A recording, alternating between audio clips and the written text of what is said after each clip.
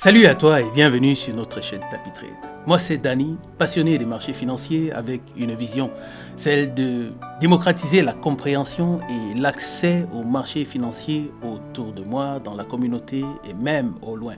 Parce que c'est un potentiel énorme qui aujourd'hui est à la portée de tous.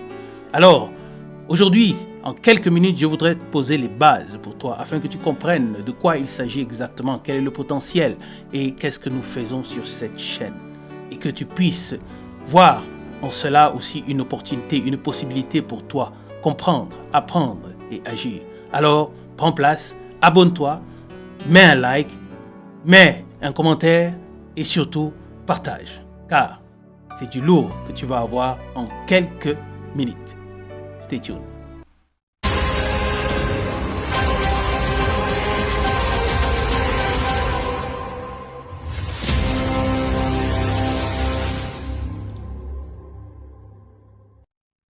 Aujourd'hui, nous voulons poser quelques bases sur les marchés financiers en général, par rapport à leur compréhension. Les marchés financiers, beaucoup, quand ils regardent, ils voient beaucoup de courbes, ils voient des graphiques, ils voient des choses qui sont compliquées, n'est-ce pas? Et pourtant, au fond, la chose est simple. Quand nous parlons des marchés financiers en général, je voudrais vous présenter un peu dans le monde entier la localisation des plus grands marchés financiers du monde. Nous avons aux États-Unis naturellement Wall Street, comme la majorité le savent, il y a le NYSE, n'est-ce pas? C'est la bourse de New York, le Wall Street. Il y a le marché du Nasdaq, n'est-ce pas? Aussi aux États-Unis. Il y a le marché de Tokyo, n'est-ce pas? Le TSE. Il y a le marché de la Chine, n'est-ce pas, à Shenzhen et à Hong Kong. Il y a le marché de Londres, il y a le marché d'Amsterdam, Euronext, il y a le marché de Toronto, il y a le marché de Francfort, il y a le marché de Paris, n'est-ce pas? Et ces principaux marchés sont des marchés où il y a des transactions, des échanges, n'est-ce pas, entre quelqu'un qui veut acheter quelque chose et quelqu'un qui vend quelque chose. Ça, c'est le principe général. On parle de marché. Ça veut dire qu'on parle d'échange, on parle d'offres et de demandes. Il n'y a rien d'autre. N'est-ce pas? Si je vous présente cette image, vous allez voir d'un côté, on a le marché de Wall Street. C'est un marché. De l'autre côté, on a un marché aussi, n'est-ce pas? Qui est un peu plus rudimentaire, mais c'est un marché. Il y a des personnes qui y viennent, certaines pour vendre, d'autres pour acheter. Chacun selon sa position.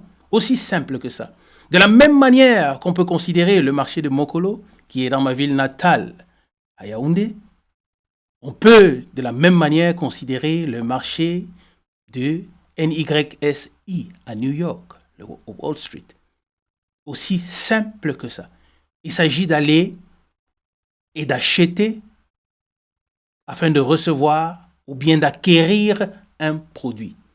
Juste que il faut savoir comment avoir accès à ce marché, par quels canaux pouvoir être connecté à ce marché et comment être capable pour acheter ou pour vendre. Mais le principe est le même. C'est le principe de l'offre et de la demande. Bien. Quels sont les produits qu'il y a sur les marchés? Nous avons en général des compagnies qui sont listées sur ces marchés. De la même manière qu'à Mokolo, on vend les bananes, des arachides, ou des cacahuètes et des fruits ou je ne sais pas quoi. De la même manière, sur les marchés financiers, il y a des compagnies qui sont listées et qui mettent à la disposition de ceux-là qui veulent acheter du public, des institutions qui mettent à la disposition des parts de leur entreprise, des parts, n'est-ce pas, qu'on appelle des actions. Quand tu achètes une action, tu deviens propriétaire des parts de cette entreprise. Alors, si c'est une entreprise qui verse seulement les dividendes, oui, si c'est chaque 3 mois, après chaque 3 mois, tu reçois les dividendes en tant qu'actionnaire, n'est-ce pas? En achetant les actions d'une compagnie, on devient actionnaire de cette compagnie. Aussi simple que ça. C'est ainsi que des entreprises remplissent des critères pour être listées sur des marchés boursiers, ce qui est quelque chose vraiment de très honorifique, qui donne aux compagnies de la visibilité, qui leur donne l'image, le sérieux, n'est-ce pas? Beaucoup de compagnies désirent être listées en bourse, surtout dans les grands marchés boursiers.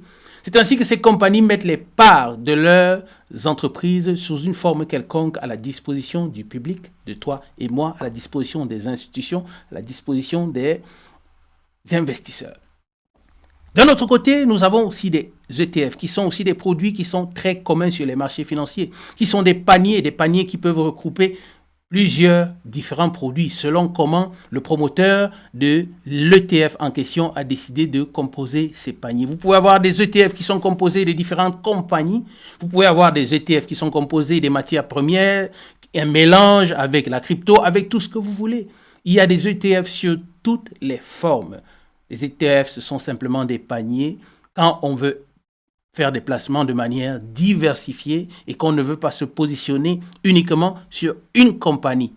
N'est-ce pas? On prend des ETF, là on a un grand paquet. Vous avez des ETF qui comportent 500 actifs, vous avez des ETF qui comportent 1000, 1500, 3000, 5000 actifs. Vous avez des ETF qui sont diversifiés de manière régionale, par pays, par continent, mondiaux, selon maintenant votre manière de vouloir investir. Vous pouvez choisir de vous positionner, de vous diversifier de manière régionale.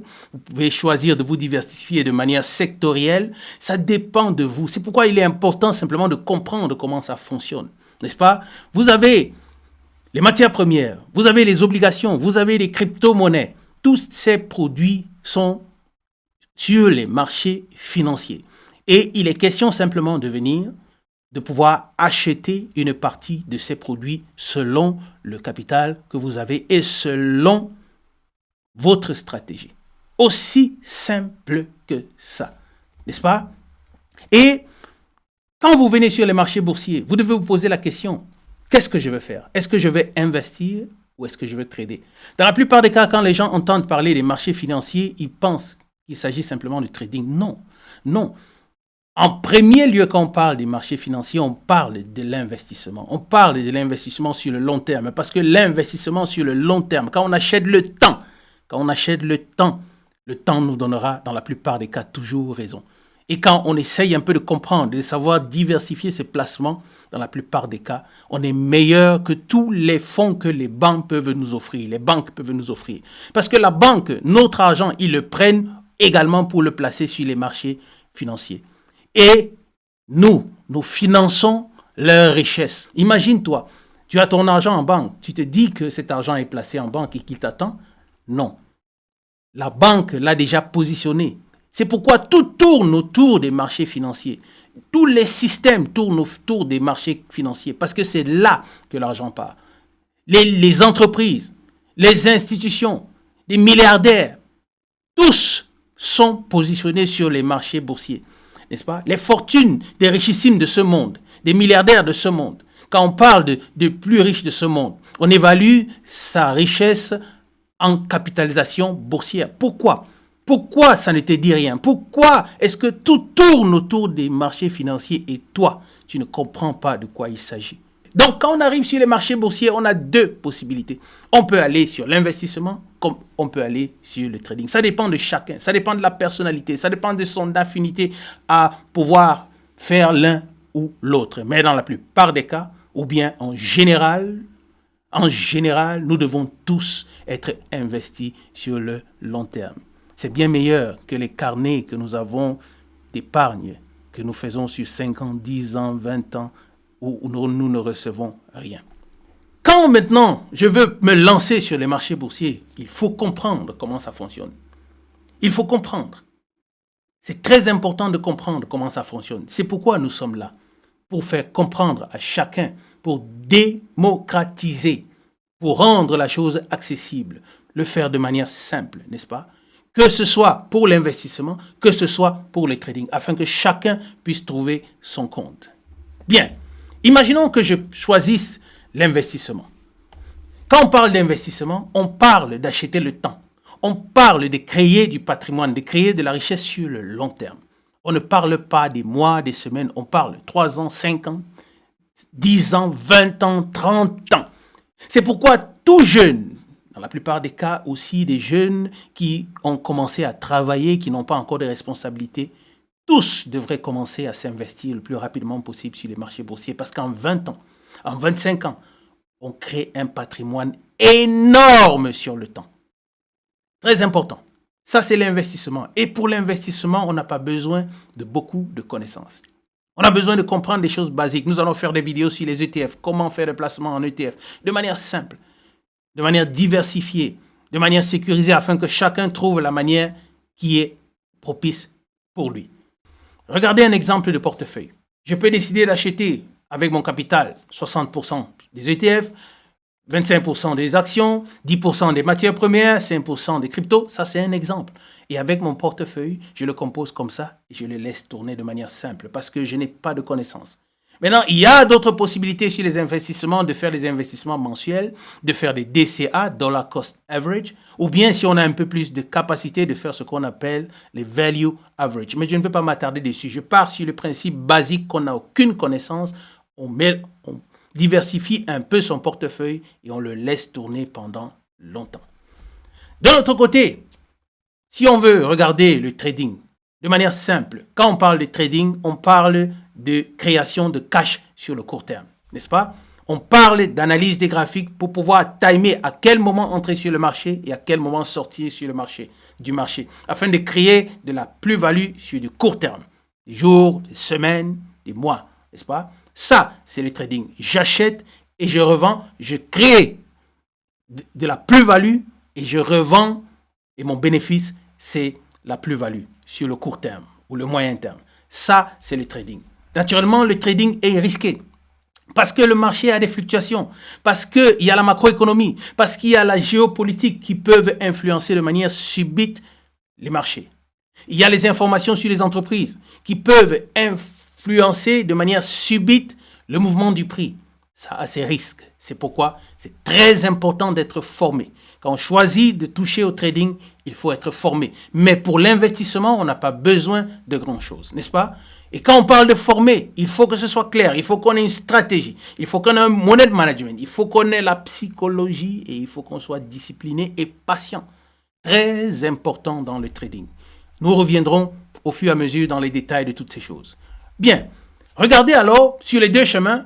Maintenant que j'ai une idée générale de ce que c'est que les marchés boursiers, de ce que oui, en général, c'est simple d'investir sur les marchés financiers. Il faut juste que je comprenne la base et que je choisisse. Est-ce que je veux investir sur des entreprises de manière individuelle? Est-ce que je veux investir sur des fonds tradés en bourse, c'est-à-dire des ETF qui sont des paniers?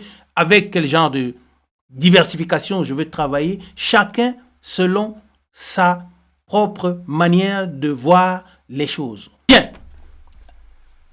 Ayant un portefeuille, quand je n'ai pas de connaissances, je peux choisir de mettre tout mon portefeuille en investissement et je suis tranquille. Je n'ai pas besoin de me casser la tête. Maintenant, une autre personne qui a de l'affinité avec le trading, qui veut comprendre comment ça fonctionne, qui veut le faire, dans la plupart des cas, nous disons 20% de ton portefeuille. Ce ne sont pas des recommandations, mais 20% et 80% en investissement. Parce que sur le long terme, c'est ça qui paye. Et d'autres personnes peuvent choisir quel est le pourcentage qu'ils veulent allouer à l'investissement et au trading. Chacun de manière individuelle. N'est-ce pas? En quelques minutes, voilà quelques fondements que j'ai posés aujourd'hui. Dans les prochaines vidéos, nous allons continuer. Nous allons partager les analyses du marché, partager les analyses des actifs. Nous allons voir les potentiels pour cette année 2026. Nous allons à chaque fois partager même les résultats de nos analyses, partager les positions sur lesquelles nous investissons et nous allons avancer ensemble. Alors, encore une fois, abonne-toi et active la cloche de notification, n'est-ce pas? Mets un like, mets un commentaire et partage afin de ne pas être le seul à profiter de ce que nous partageons de manière libérale et gratuite. Tapis Trade, les marchés financiers à la portée de tous, à ta portée. You are the key. Reste connecté et à la prochaine.